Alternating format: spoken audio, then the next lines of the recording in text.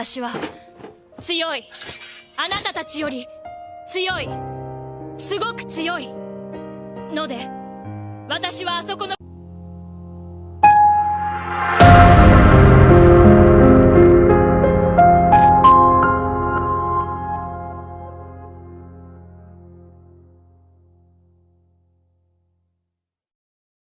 Yo les gens, c'est MangaJudge et aujourd'hui on va parler de l'une des plus grosses et l'une des plus stupides des polémiques de la saison dernière. C'est le chara-design de Mikasa, car selon les gens, les cheveux courts c'est glow down direct. Alors pour ceux qui ont dit ça, j'ai un petit message pour vous. Ta gueule, va niquer ta mère. Alors avant de rentrer dans le vif du sujet, on va introduire quelques termes pour que vous ne vous perdez pas. Et pour ceux qui auraient séché les cours d'anglais depuis la 6e. Alors le premier terme est le terme slow down qui signifie regresser. C'est une évolution négative, si vous voulez. Passons au vif du sujet.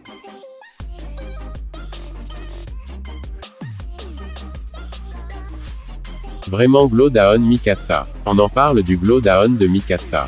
Comment Mikasa a glow down, ça me fume.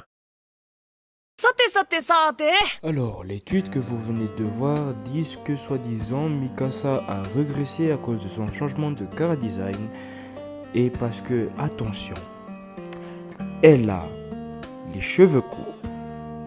Ne me demandez pas s'ils ont un cerveau parce que même moi je sais pas. Mais par contre, je sais comment démolir cette critique de toutes les manières possibles et inimaginables. Et vu qu'ils n'ont pas d'argument, je vais commencer par où je veux. Alors, on va commencer par le chara-design de Mikasa et pour vous fourrer dans le crâne que c'est pas du tout un glow down. Premier point. It's a lie!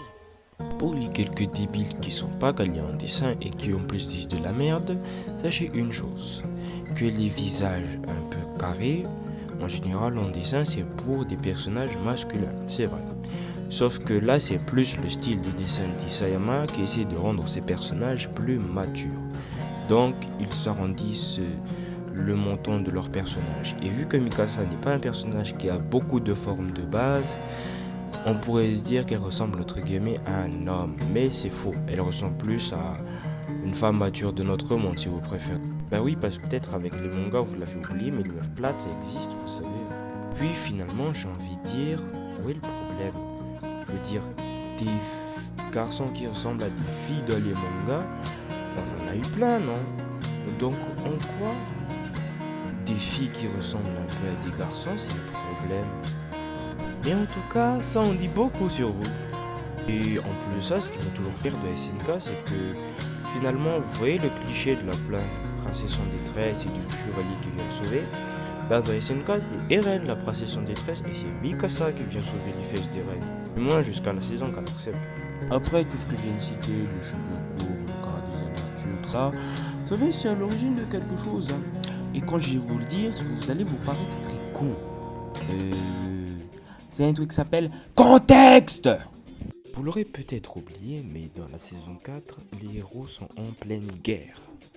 En plus de ça, il y a quand même beaucoup de temps qui se sont écoulés entre la saison 3 et la saison 4, justifiant le changement de chara-design des personnages de la série.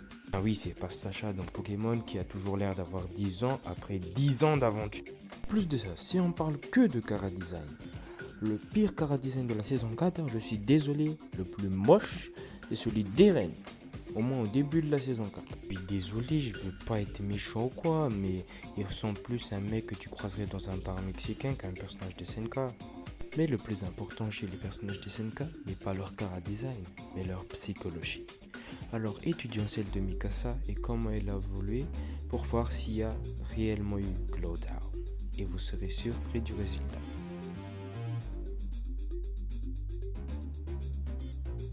Prendrait un personnage de SNK, Mikasa aime Eren. Mikasa admire Eren et lui fait confiance. Elle est prête à donner sa vie pour lui, du moins était. En effet, si vous regardez bien, autant de la saison 1 à 3 Mikasa est vraiment du côté d'Eren. Et ça, on se rend compte parce que Mikasa suivait Eren partout, elle le protégeait, elle faisait tout pour lui. Et aurait été prêt à donner sa vie pour Eren. Mais dans la saison 4, elle ne comprend plus Eren. Elle remet en question ses agissements. Elle essaye de le persuader de revenir du bon côté. Contrairement à certains membres du bataillon qui sont par exemple devenus des fanatiques d'Eren et qui lui suivraient au doigt et à l'œil. Le fait qu'elle a été séparée d'Eren pendant un temps, que je rappelle, dans l'histoire, Eren s'est barré à un moment, a permis de remettre en question sa loyauté envers Eren.